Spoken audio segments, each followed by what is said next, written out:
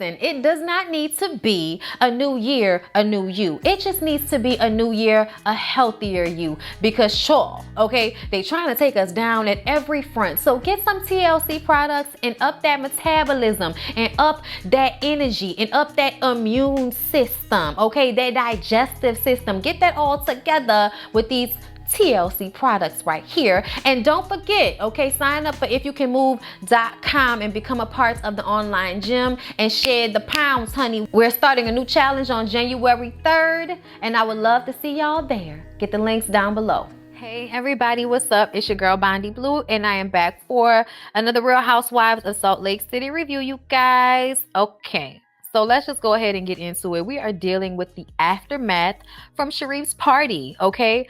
Jen is so upset because Sharif is not talking to her. She lost her shit at his party, and he's upset about it. So now he's going to leave the home and not come back for 4 days and then not answer any of her phone calls.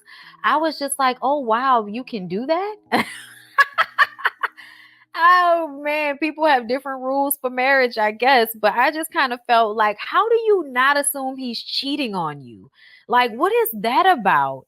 Either way, Whitney tells Heather that she just wanted to tell Jen that Meredith and Lisa were talking about her behind her back. And I'm just like, well, that wasn't the original, like, cause for this conversation. Like, the original cause of the conversation, Whitney, was supposed to, talk to Jen about everybody being so scared of her, and the way she treats everybody and how they feel about her treating Mary and how they feel like she's being mean to Mary, but nobody wants to say anything because they're scared of her. And it's a collective fear. It's not just Meredith and Lisa that are scared of her. It's also Heather and Whitney who are scared of her. So why they were trying to spin it like, oh, Meredith and Lisa are talking shit about you? Like, I don't understand why Whitney did that. That was some messy shit. And I felt like Heather is also like, taking out her situation with Lisa out on Meredith as well, which I kind of understand because they come as a package deal seemingly, but still it was really messy to me. And it wasn't really about Meredith and Lisa as much as it was about Jen acting like a damn fool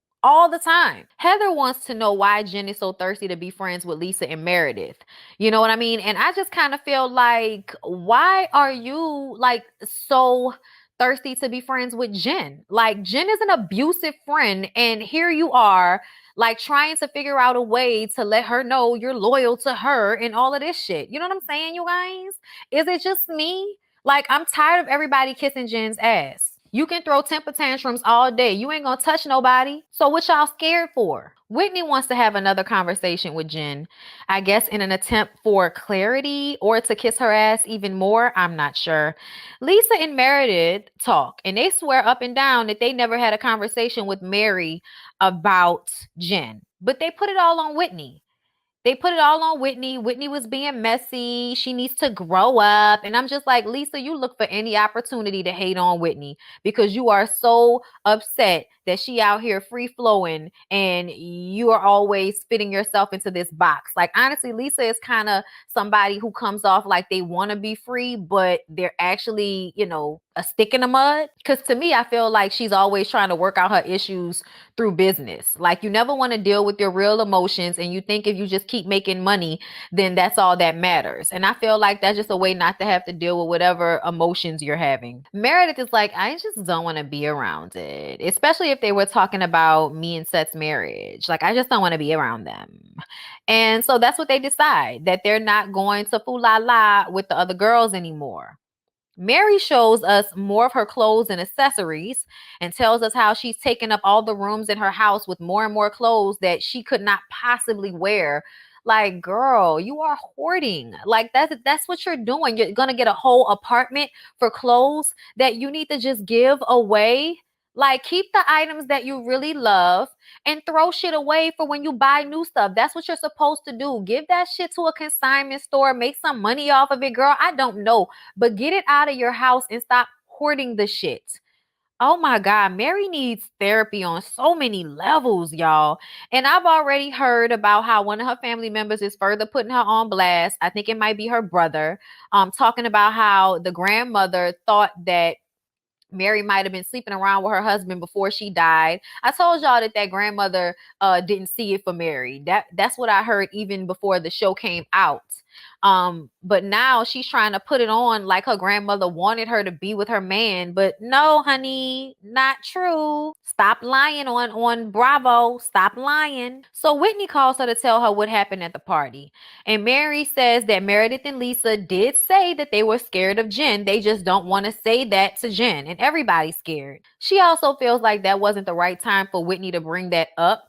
I agree, but I also understood where Whitney was coming from, feeling like maybe because Jen was in such a good mood being around her husband that she would be able to take this conversation without flipping out. But as we can see, Jen does not have the capability. Mary tells her that she should call Jen and, really put it all out on the table and talk to her about it. Heather makes another visit to her new med spa that is being built because she wants to make sure everybody knows that she's making her own paper, and she's so happy to finally, kind of create some separation between her and her ex-husband. She doesn't want to have to be dependent on him, because when you're dependent upon him, you have to live by his rules to some degree.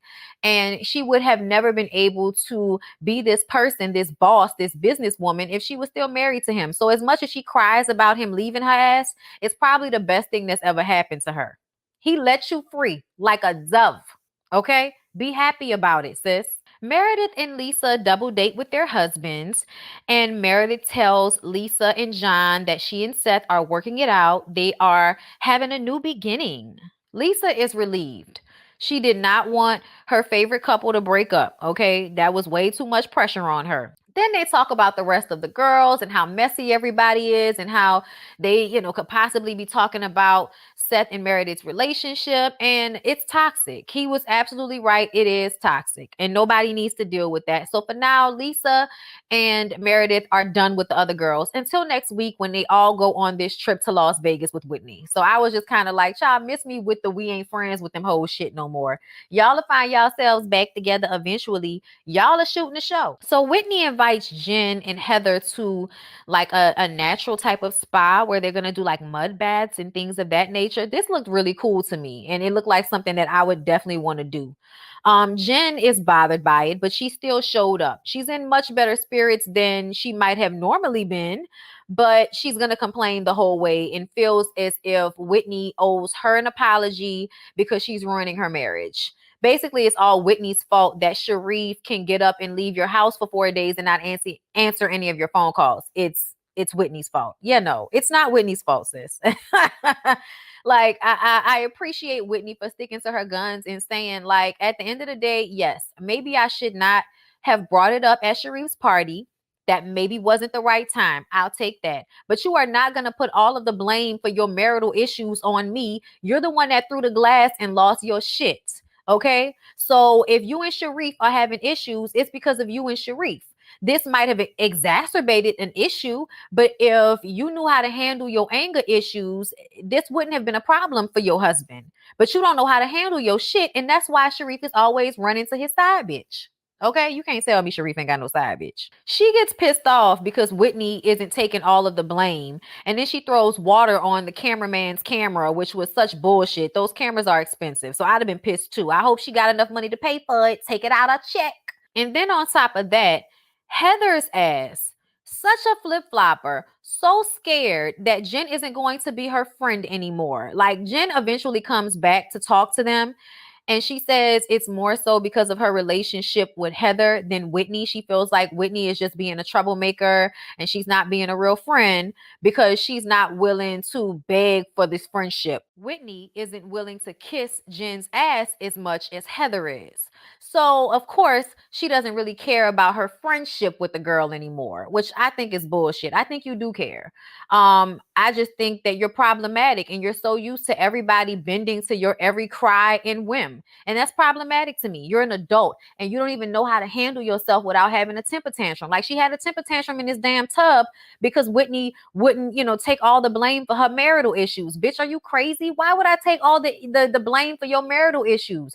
You and Sharif been having issues. Sharif Ben didn't show up to your daddy's funeral. That ain't got nothing to do with Whitney. You know what I'm saying? I was on Whitney's side with this, and Heather pissed me off because Heather in one breath is saying that, yes, Jen does need to take some responsibility for what she did. She threw the glass, but ultimately then turns around to Whitney and says, you need to just show a little bit more compassion. Man, get the fuck out of here with that. This girl does not need compassion. She needs a reality check. Okay? She's an adult, and nobody should have to walk around on eggshells because she's gonna, act an ass or bust into tears or knock a glass off a table or throw water on a $1,000 camera equipment. Yeah, y'all can miss me with all of this kissing Jen's ass stuff, okay? But Heather says that she swallows the shit, okay? She swallows a lot of the shit with Jen because she doesn't want to lose her. Okay. Specifically the fact that Jen and Lisa are friends after the way Lisa treated Heather. So she feels like I even let that go because I care more about my friendship with you than fighting with you or being right. And what this works back to is Heather having PTSD from her marriage. She was honest with Billy one time about how she felt and his ass left her. So now she feels like she can't be real and honest with Jen because Jen, won't want to be her friend anymore. And then Jen is like, you can tell me anything. You can tell me anything. I'm like, bitch, we just been sitting up here listening to you screaming and crying because you can't deal with people telling you the honest truth, which is that you're a fucking brat that needs to take responsibility for your own actions. It's not anybody else's fault that you can't control yourself when somebody tells you something you don't want to hear. If you threw a glass, it wasn't because Whitney said something that made you throw the glass. It was because you wanted to throw the glass. So you threw the glass. And later she sits down with Sharif, and what we find out is that you're on medication. So you drinking, and that makes you even more, agitated. So I feel like she's not taking good care of herself, and she's drowning her sorrows and drowning her emotions in alcohol because she doesn't want to tell Sharif how mad she is at him because he has not been there for her. So after she has this conversation with Whitney and pretends to make up with her for now, she goes home and talks to Sharif. And Sharif basically says he had no idea that she was so upset with him that he wasn't there for her father's funeral. When she explains how he wasn't even there during the preparation for the funeral, he wasn't there when she had to pull the plug. Like, he was not there for her at the biggest moment in her life. Like, my dad is dying and my husband has not been there for me in any way, shape, or form the entire time. It's terrible. I think it's terrible. And I think that the fact that you couldn't find one day to be there for her says that she is not a priority to you. She is someone that you love and you want to stay married to, but how she feels and her emotions and all of that shit are something that you can put on the back burner until you feel like dealing with it. And that's exactly what he did when he left that house for 4 days and didn't answer her phone calls until he decided to come home and say that, oh, I was angry. I didn't want to talk to you out of anger. So it took you 4 days to stop being angry? Seriously? Like, to me, it just seems like he definitely has another life that he, goes to whenever shit gets too heavy with Jen. Either way, he, softly tells her that he's so sorry. She's never talked to him in this way. He didn't know. And from now on, he'll make sure that he fixes it and that, he'll do better and all of this. And I just kind of feel like it's all bullshit, to be honest. I feel like it's all bullshit. And I honestly felt really bad for Jen. When she was crying about it, I felt bad for her. But I don't feel like Sharif is going to make any real changes because this is what their relationship has always been like. And I think now that the kids are older, it's, more apparent. And I just think he's telling her this to calm her for the moment. But they'll go right back into how things are, which is when she decides to overdrink, when she decides to act a fool because she isn't getting her way, he will run and let it die down. And then he'll come back and they'll do it over again. But yeah, y'all, that was Real Housewives of Salt Lake City. I hope y'all enjoyed. Please don't forget to like, comment, and subscribe to my channel if you have not already. I love y'all, and I'll see y'all in the next one.